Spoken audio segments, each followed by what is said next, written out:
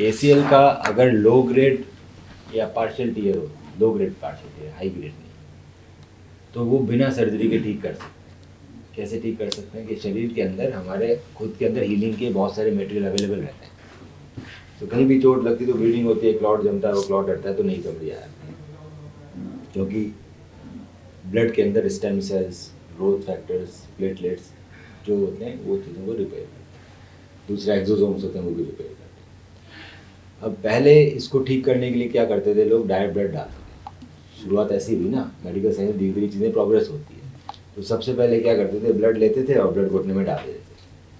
तो चीज़ें रिपेयर होती थी, वो उतनी अच्छी तरह से रिपेयर नहीं होती थी, पर दर्द बहुत होता था, क्योंकि RBC चले गए, WBC चले गए, जिसकी ज़रूरत नहीं है। तो भयंकर 7 दिन तक पाँव फूला हुआ है, दर्द हो रहा है, लेकिन परेशान होता था, ठीक होता था डेफिनेटली। उसके बाद थोड़ा और रिफाइन हुआ, PRP आया, प्लेटलेट रिच प्लाज्मा, तो ब्लड को सेंट्रीफ्यूज करते हैं, प्लेटलेट प्लाज्मा निकाल लेते हैं, उससे थोड़ा दर्द कम हुआ और रिजल्ट थोड़े इम्प्रूव हो गए। फिर और बहुत सारे प्रोडक्ट्स आए। सो जैसे जैसे प्रोग्रेशन बढ़ रहा है तो डेवलपमेंट क्या हो रहा है कि जो केमिकल काम करते हैं वो केमिकल बाहर ही आइसोलेट कर दो। तो ग्रोथ फैक्टर कॉन्सेंट्रेट्स आ गए, ये केमिकल्स हम बाहर ही एक्टिवेट करा लेते हैं टेस्ट ट्यूब में। उससे क्या होता है कि डायरेक्ट एक्टिवेटेड केमिकल अंदर जाता है तो इन्फ्लेमेशन कम होता है, पेन कम होता है। फिर भी WBC अगर आएंगे तो पेन बढ़ेगा। तो अब जो नए प्रोडक्ट्स आ रहे हैं बेटा, वो एक्सोसोम्स वाले आ रहे हैं, ग्रोथ फैक्टर कॉन्सेंट्रेटेड एक्सोसोम्स। उसके अंदर थोड़ा अलग सिस्टम कर दिया, 3-4 पैकेट दे दिए, इसके अंदर फिल्टर दे दिया। तो ये फिल्टर क्या करता है, बिल्कुल WBC बिल्कुल ही अलग कर देता है। इसकी जो वायर्स है वो अलग तरह की केमिकल कंपोजिशन की है, इसका प्रोसेस अलग है पूरा। 1 घंटा लगता है बनाने में, इसको रखो, स्टोर करो, घुमाओ, 2 बार घुमाओ, 3 बार घुमाओ। तो ये सब करने से क्या होता है कि हमें वॉल्यूम मिलता है कम। ब्लड का 20 ml है, PRP का 8 ml हुआ ब्लड से निकल के, इसका और 2 ml चला गया। तो जितना हम वॉल्यूम कम करते गए उतना मोर रिफाइंड प्रोडक्ट्स देते गए, जिसके अंदर साइड इफेक्ट्स नहीं है। सो भी ये प्रोडक्ट है जिसके अंदर आपको 3 बार लगेगा, पहले दिन, 7वें दिन, 14 दिन। 3 बार में ये अंदर की चीज़ें हील करेगा, एक्टिवेट कर देगा, ग्रोथ फैक्टर्स एक्टिवेट। सो हमारी हीलिंग चलती रहेगी तो 1.5-2 महीने में इसका असर आता है। उन्हीं के असर आता है जिनकी मसल बिल्डअप हो जाती है। बहुत सारे लोग कहते हैं कि PRP लगा दी, असर नहीं आया, ये नहीं आया, वो नहीं आया। ये लास्ट रिजॉर्ट है, इसका असर नहीं आया तो मेरी गलती नहीं है इसमें। तुम्हारी बॉडी हील कर रही है नहीं कर रही है, चोट लगी, ठीक हो गए, तो तुम्हारे प्रोडक्ट तो सही हैं ब्लड के। मैंने घुटने में डाला नहीं डाला, तो मैं भी सही हूँ। तुम्हारा खुद का प्रोडक्ट, तुम्हारा घुटना। उसके बाद एक और चीज़ होती है कि मसल बिल्डिंग अप, कि अगर मैं अपनी मांसपेशियों को मजबूत नहीं कर पा रहा तो ये प्रोडक्ट फेल हो जाएंगे।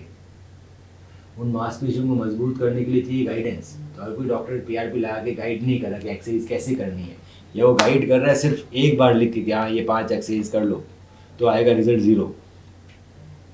जब तक आप पर्सनल ट्रेनिंग लेके कॉन्स्टेंटली, जैसे आप जिम जाते हो, आपको एक ही एक्सरसाइज कराते हैं क्या वो, कि गए पहले दिन ट्रेनर ने 4 एक्सरसाइज लिख के दे रही, कुछ ज़िंदगी भर वही कर रहे हो, तो बॉडी बनती है किसी की? पर्सनल ट्रेनर सर पर खड़ा रहता है ना बेटा, हर बार मॉडिफाई होती है चीज़ें। आप इंजरी लेकर आए हो तो आपको और ज़्यादा पर्सनल ट्रेनिंग की ज़रूरत है। सो हम लोग हर वीक आपको एक्सरसाइज सिखाएंगे, आप मेहनत करोगे। आपने अपनी मसल बिल्डअप कर ली 3-4 महीने में तो आप ठीक हो गए, नहीं करी तो मैं वहीं हूँ।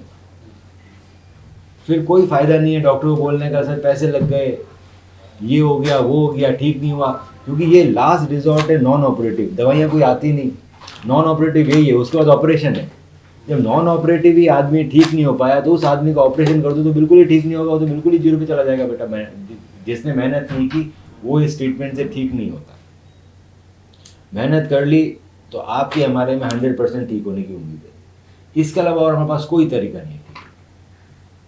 ये चालू करते हैं, एक्सरसाइज चालू करते हैं, कुछ सप्लीमेंट्स हैं वो लेने हैं साथ में, vitamin D, C, E, simple, ये ठीक हो जाएगा बेटा, दोनों टाइम में हो जाएगा। जैसे कभी इसमें स्वेलिंग आता है, पेन होता है, वो हमेशा नहीं रहता, वो एकदम स्टीव हाइट जब रहती है, इसीलिए मैं कह रहा हूँ, तभी तो हम नॉन ऑपरेटिव ठीक कर रहे हैं, क्योंकि ऑकेजनली आता है। MRI के अंदर पार्शियल टीयर है, लो ग्रेड टीयर है। आपके भी बेटा MRI में पार्शियल टीयर लिखा हुआ है, आपके भी पार्शियल टीयर लिखा हुआ है, पर आपके कंप्लीट है, इसका पार्शियल है। क्यों? फिल्म में बहुत अंतर है। सो मैं रिपोर्ट पे तो जा ही नहीं रहा, मैं तो एग्जामिनेशन और फिल्म पे ही जाता हूँ, क्योंकि मुझे मालूम है रिपोर्ट दुनिया में गलत बनाते हैं लोग, गलत बनाते हैं। नहीं ज़्यादा अच्छी नॉलेज नहीं है लोगों को, रेडियोलॉजिस्ट को भी, सब कुछ कुछ पर मैक्सिमम लोग कम पढ़े लिखे हैं, मेहनत नहीं करना चाहते, एंड डेवलपिंग कंट्री है ना, तो आपको बिना सर्टिफिकेट